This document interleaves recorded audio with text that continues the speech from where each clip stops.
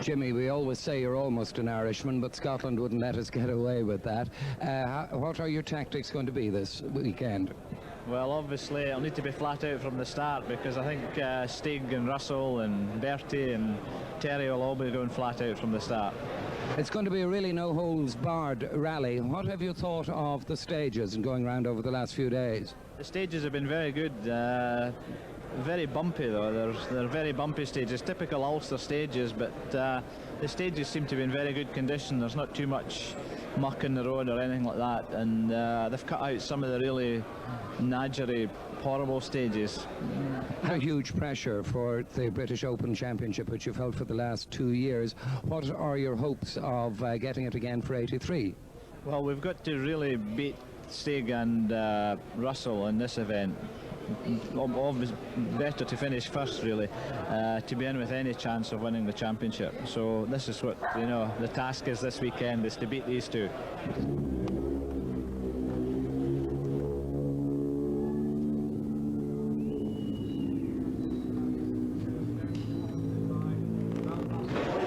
Stig, welcome back to Northern Ireland. Here you are now, joint leader of the British Open Championship.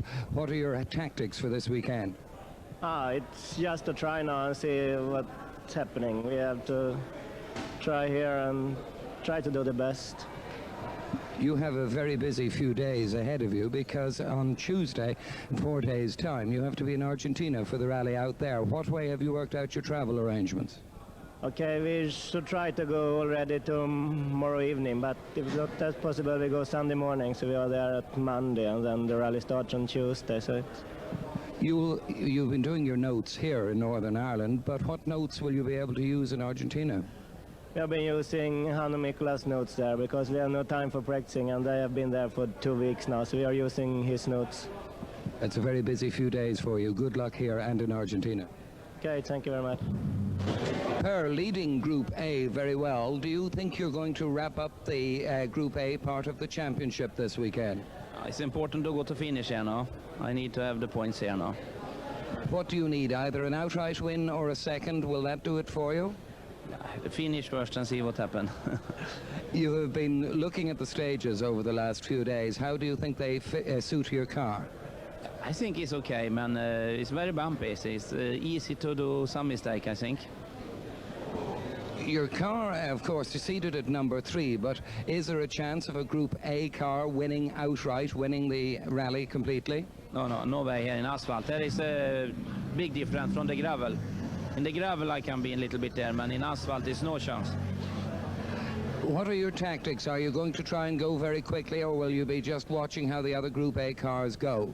I need to watch the Group A, and I think it's been big fight with Wilson and Demot. It's a big problem to beat them. I know this from circuit. He was very quick in the beginning.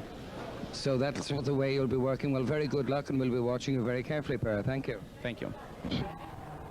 The rally started at 6 o'clock Friday evening from Belfast City Hall, and on the first stage, Jimmy McRae had brake problems and was third fastest. Stig Blomqvist was giving notice that he intended to win this one, setting the fastest time. Per Eklund was running at 3 and expected to be swallowed up by several of the quicker drivers who started behind him. Harold de Muth in the Audi Quattro was challenging Eklund for Group A honours, but Russell Brookes was fourth fastest and was going for championship points. Terry Cave's Chevette was slow off the line at the stage start, and he was unhappy with his time. Popular Cumbrian Malcolm Wilson was another Group A contender with the XR3 1600i. Chris Lord found that the suspension setup on the Group A Mazda was too soft, but Bertie Fisher was sensational, setting second fastest time to the joy of his fellow Ulsterman. Dublin's Brendan Fagan was having his first outing in the hard Opel Ascona. Winston Henry, always a hard charger with the Escort. Robin Lyons in the Talbot Sunbeam was determined to have a good rally. Cyril Bolton here with the big Triumph. And John Weatherly was having problems with the little Visa.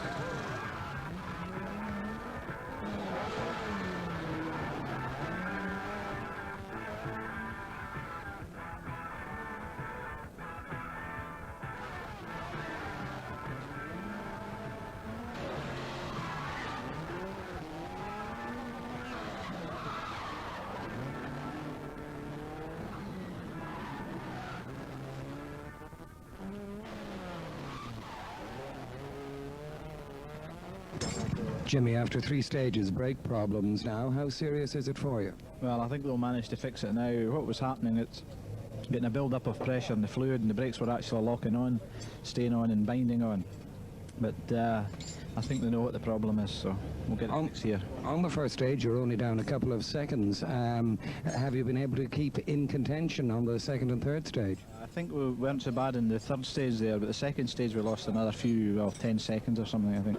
Just when locked on again. Okay, Jimmy, thank you very much.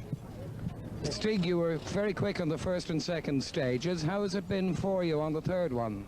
Okay, that's been quite good. But we had a little problem with the car because one petrol pump is not working, so you can't go really flat, because in that case you burn the engine, so you have to, on the straight when you have the maximum power, you have to lift a little bit, but it's not any big problem, and they changed the pump now, so it shouldn't be any problem. So you reckon it'll be all right from now on in? Yeah, I hope so, yeah. How have you found the stages? Did you find them very bumpy or very fast? Okay, they are bumpy on some places, but some places is very nice. It's different type of stages. And you're enjoying it? Yeah, so far, yes. Good, thanks very much, Stig. Bertie, stage 1 was very sensational for you. How has it been since then? We've had a good run through those 3 stages, really. Second stage were maybe just not as good as the first and the third, but all in all, we've been happy enough. We make it that you were lying second at the end of the first stage. Where do you think you are at this point? I'd say we're still probably second or third. There's only a few handful of seconds between 4 or 5 of us, really, you know. You must be very pleased with the car, and no problems, you say? No, the car was fine right from the word go, you know, so you only hope and pray that it stays like that and I keep it on the island. Good, well, we'll all do that, hope and pray. Thanks, Bertie. Very much.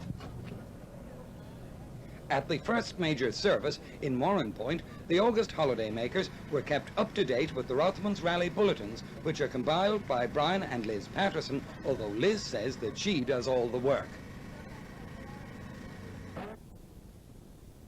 Jimmy McRae and Ian Grindrod were second, but had brake problems.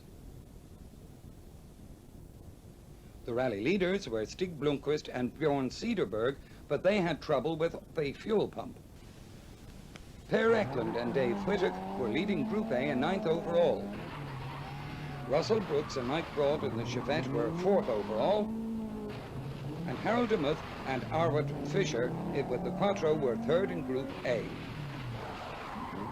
Terry Cavey and Rob Arthur, they had understeer problems and an engine misfire, while Malcolm Wilson and Phil Short were 2nd in Group A. Bertie Fisher and Austin Fraser with the Sydney Meat Prepared Manta. Robin Lyons and George Miller with the Lotus Sunbeam had overheating problems, while Winston Henry and John Hunter were as spectacular as always.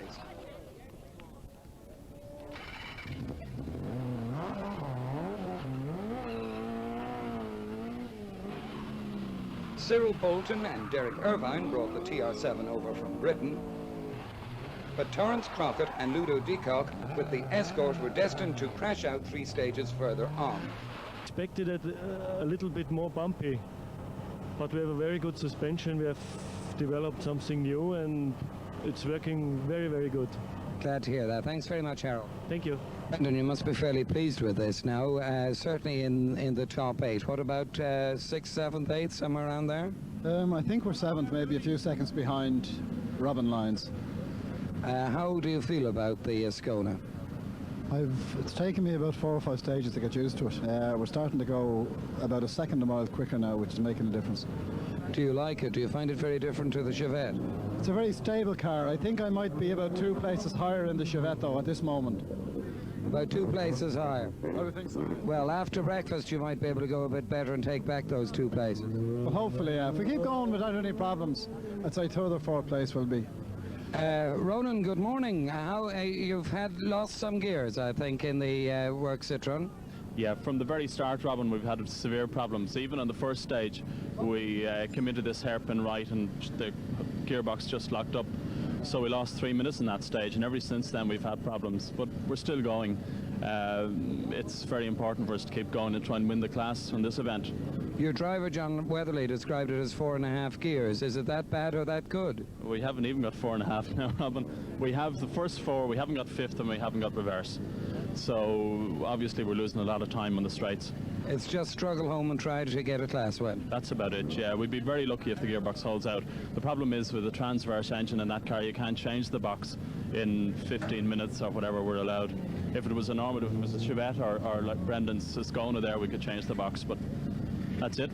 Nothing we can do. Okay, fine. Keep at it, Ronan. Thank you. Thank you very much.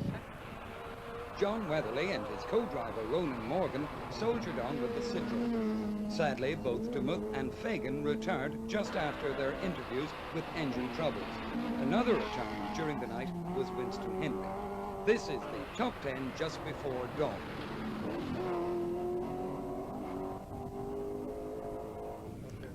At 5:30 in Omagh and daylight again, Stig.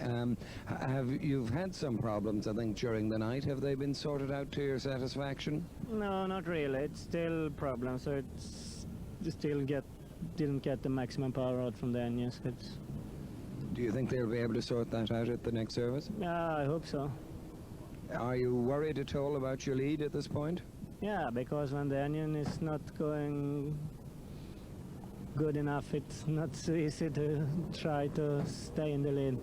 So you think it's going to be a fairly difficult last 12 hours or so for you in the rally? Yeah, as it's looking just now, it should be that, yeah. Okay. Bertie, those last couple of stages we hear reports you were going pretty well. What's the situation now? Well, I think we're about 55 seconds in front of Jimmy now. With a very good run over the local stages. Didn't have any problems apart from a gear stick breaking about 1.5 miles from the end of 10th stage, I think it was. Yes, that was pretty dramatic. Stig seems to acknowledge that he doesn't have power and that perhaps you're going to catch him. Do you think that? No way. As simple as that? Whenever you see Stig's car going off the lane, I think there's power still a bit there, you know. I see. Okay, how dramatic was this losing the gear lever? You found it under your feet or something, was that it? Actually what happened was the gear lever, we were just changing gear and the gear lever broke and we were in neutral and I tried to put the gear lever back on. I thought it was dark and I didn't know how it was broken. I thought maybe just pulled out or something and it slipped out of my hand and dropped onto the floor, and obviously with the belts on I couldn't pick it up, so I was fit to get my hand down and find the stump of the top of the gearbox and got it into a gear, and as I say, the broken stick was just lying under my feet whenever we came down into a hairpin right. The stick was jammed underneath the brake pedal, but we got it out of the way before the actual corner and we had no problem really. After the short breakfast stop in Omagh, it was back to business with Stig Blomqvist in the lead. Bertie Fisher was second. Jimmy McRae had now had his brakes sorted and was third, with Russell Brookes in fourth place. Terry Cavey, also in a Chevette, was fifth,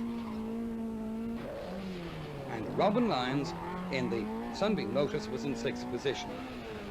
Per Eklund was seventh overall, and Alan Fraser and James Leckie with the Skona were up to eighth. The 1983 International Ulster Rally, organised by the Northern Ireland Motor Club and sponsored by Belfast City Council in association with the Belfast Telegraph, was an all-pace note event. Many crews made their own notes during the week of the rally, but others could use notes prepared by Terry Harriman. Ulsterman Terry is one of the world's top co-drivers. A member of the Rothmans Opel World Championship team, he won the 1983 Safari Rally in Africa over Easter with Ari Vatanen, and he is a strong advocate for practice and pace notes. Well, Irish rallying is based on tarmac, and to drive at the speeds that the modern cars and tires are capable of on tarmac blind is bordering on suicidal. I'm very disappointed at the views that they've taken in the Republic. The RIAC seem to have their head in the sand completely. The rallying is for competitors. The competitors appear to want pace notes, and one of the major bones of contention appears on the international rallies. And what is the point of running international rallies if you aren't catering for international competitors? You might just as well run them as closed rallies, catering for the locals. I just can't understand why they won't allow pace notes. your thoughts are that it's a question of danger. Well, it makes the thing so much safer. Okay, it makes it a little bit faster. But nowadays the speeds are so high that you have to have some way of knowing where the bad hazards are. And the organisers just don't seem capable of providing this information for competitors. There is a thought, of course, that the entries would be considerably down if pace notes did come in international rallies in Ireland. Well, I can't see how that can be possible, because I mean, this rally they closed their entry and turned away, I think it was 17 competitors, quite respectable names, some of them as well. I honestly can't see that being the case. The Manx rally gets fantastic entry. The circuit didn't seem to suffer from the number of entrants when they allowed pace notes, so I can't agree with that at all. Well, Terry, obviously your word has to be respected, and thanks for those words. My pleasure. Now it's big drama. Jimmy McRae has a puncture. He's followed by Chris Lord in the Mazda, who's in 11th place. But poor Jimmy's flat tire dropped him back to 4th place and cost him 2 minutes here on the side of the stage.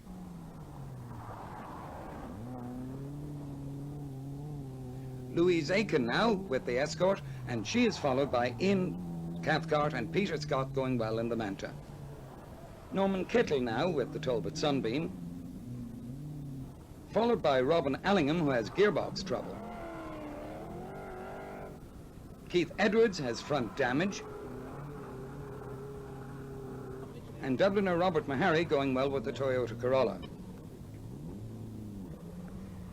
Ian Hughes doesn't get it just right with the BMW.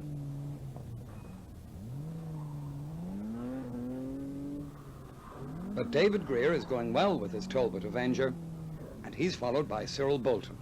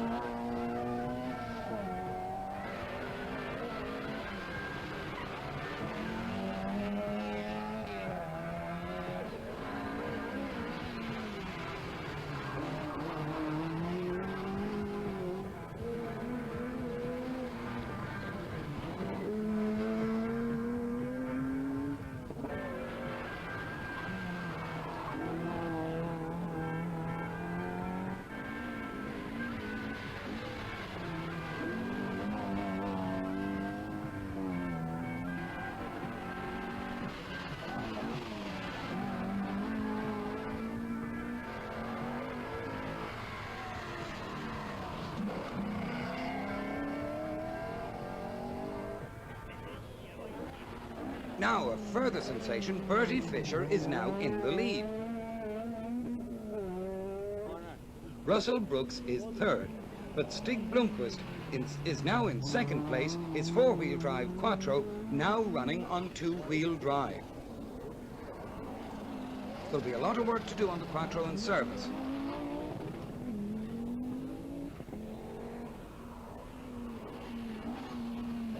Terry Cabey comes through now, doing well. While Robin Lyons has a loose oil pump pulley going altogether wrong on the Little Lotus. Per Eklund going well with the Toyota. Alan Fraser doing very nicely with his Escort.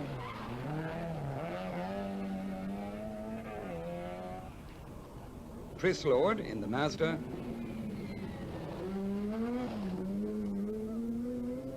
And George Robinson with the Chevette.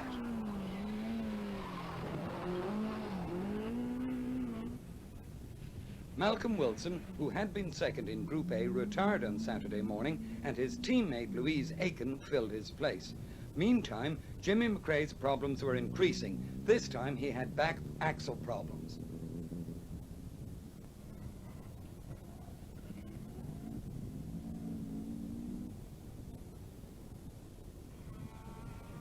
Bertie Fisher vainly trying to hold on to the lead. He's followed by the consistent Russell Brookes. But Blomqvist wants the rally lead back. Terry Cabey now. Followed by Robin Lyons in the Sunbeam Lotus. But Jimmy McRae's in even more trouble. Bertie, stage 21. The whole thing is really hotting up now. What is your situation? Well, the situation at the minute is that Stig's got his 4 wheels working again, and he's going very quickly. We made a wrong tyre choice at the last service area because it was raining, and put on intermediates. What's the difference now? I don't know, but he's probably 10 or 15 seconds in front of us now. Car was understeering with the softer tyres on the front, and I think maybe the back shocks are getting near the end of their useful life as well. It seems to be oversteering a bit at the back as well, you know. Well, I'm sure you still have some fight in you. Are you going to do anything to get it back? Oh, we're still going to keep trying. See how it goes. If he doesn't have any problems, he's going to stay in front of us, you know. But we'll still try and fight in there. If he does have a problem, that will be there. Well, you give him the Ballina-Mallard stick now, Bertie. Thanks very much. Stig, 3 stages to go. Everything going well for you now. Are your troubles out of the way, do you think? Not really, but it's working better now, but still we have some problem. It's only one petrol pump working each time, so we have to change and do a lot of things every time. Did you actually go on to 2-wheel drive at one stage instead of 4? We had 2-wheel drive on 3 stages. See, and you were able to get that back easily enough for you, obviously. Yeah, okay, it has been quite good times now, and okay, there's been very fast stages. I think my car is the quickest one. So you're confident now, fairly confident for the finish? No, not yet, because they have too much problem with the cars. They can stop every time. We keep our fingers crossed for you. Thank you, Stig. Okay, thank you. Been a catalogue of problems, hasn't it? It's been a disastrous rally from start to finish. Your latest problem was you were nearly overcome by petrol fumes, isn't that right? Yeah, both of us, we had to stop in the stage literally. I mean, we were both. Ian was out. He was out for the count, just with the fumes in the car. And that was from a loose petrol cap, was it? And the boot had filled up with petrol, and it had come through under Ian's feet, and we thought it might even have gone on fire. That we'd both just get out. The back axle must have been nearly the last straw then after that. Well, the back axle was before that. Oh, I see, so it's all sorts of things. That's the last straw. Okay, that's fair enough. Get on with the last 3 hours anyway, Jimmy, and get to the finish anyway. Right, thank you. Thanks very much. Well, Louise, we've disturbed your little rest, and your main worry's your hair, is it? No. The main worry is to win Group E. How's it going for you? It's going very well, a lot quicker than what I expected it to be. We're now lying 3rd in Group A, and you know there's a possible chance to be 2nd. So I don't know the situation yet, but we'll see what happens. You're working hard. The car's all right for you anyway? Yeah, the car's fine. Gearbox and everything's perfect. We've never had any problems. Not one bit of the car's been changed. Good. It'll all be sorted in 3 hours and 20 minutes. Thanks very much, Louise. Thank you. Bertie Fisher and Austin Fraser now in 2nd place again, followed by Russell Brookes and Mike Broad in 3rd. Stig Blomqvist and Bjorn Cederberg back in the lead. Terry Cabey, 4th. Robin Lyons now with back axle trouble. And Per Eklund with a damaged piston, his Group A lead looking in doubt. Alan Fraser now in 9th place, sharing it with Chris Lord. George Robinson in a very creditable 8th position. And Louise Aiken now is watching what happens to Eklund for that Group A lead. Ian Cathcart goes through.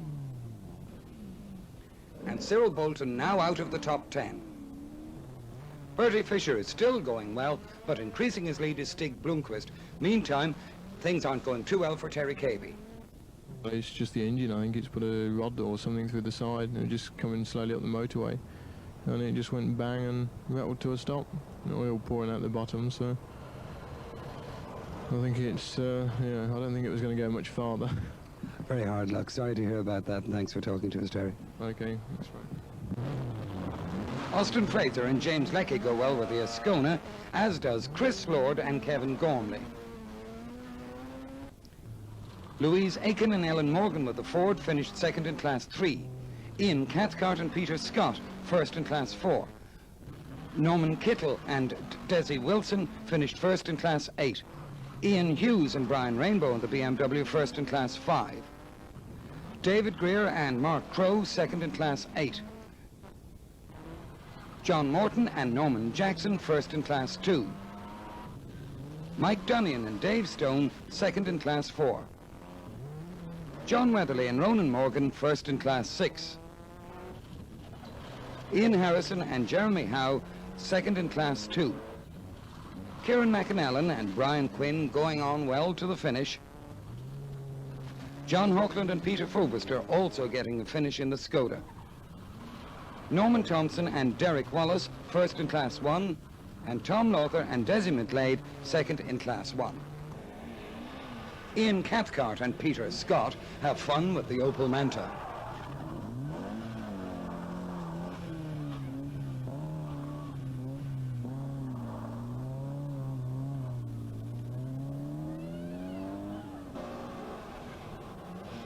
Now, let's look at the top 10 finishers. Louise Aiken and Ellen Morgan finished in 10th place with the Escort XR3. Cyril Bolton and Derek Irvine were 9th with the TR7.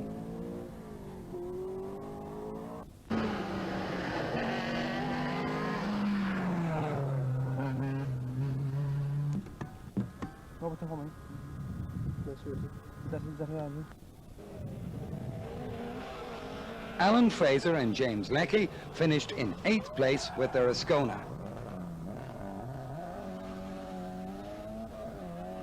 Yes, that fit up there.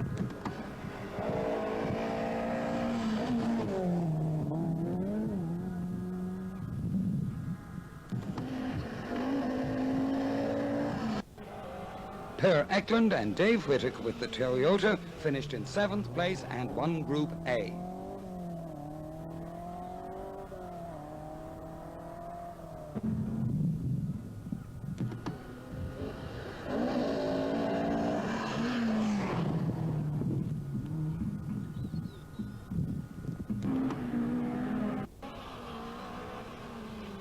George Robinson and John Billett were a very fine 6th in the Chevette.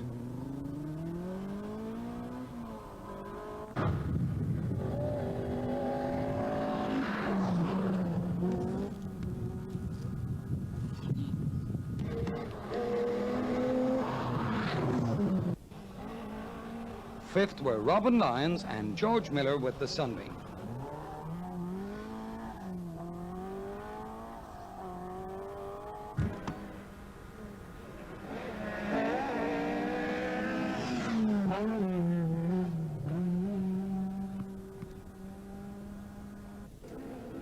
And in 4th place, a very disappointed Jimmy McRae and Ian Grindrod in the Rothmans Manta.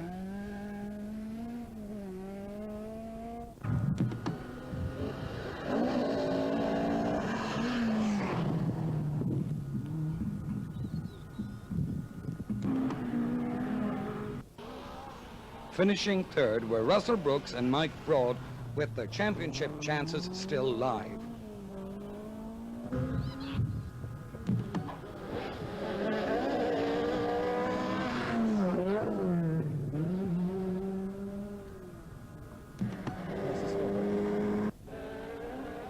And Bertie Fisher, with Austin Fraser, finished second in the Manta, keeping the glory of Ulster flying.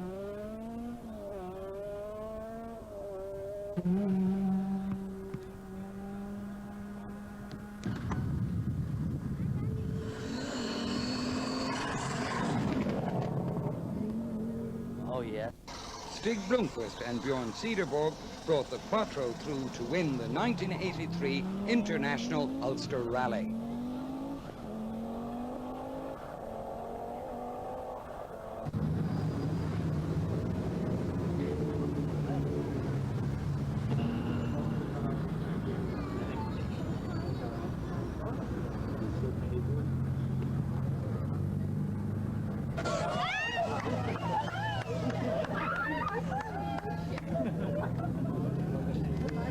I've done that before.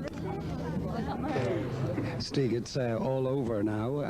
How will you look back on the Ulster? Will you remember it as a hard rally? Will you remember it for the problems? Or just as a good 24 hours out? Okay, it should be a memory for a lot of things. A lot of problem and even very hard rally. The roads has been very tough, very fast and very bumpy, so it has been very tough. How soon do you leave for Argentina? Tomorrow morning. As soon as that. No rest for a hard-working international rally driver. Very good luck and many congratulations, Stig. Thank you very much. Thank you.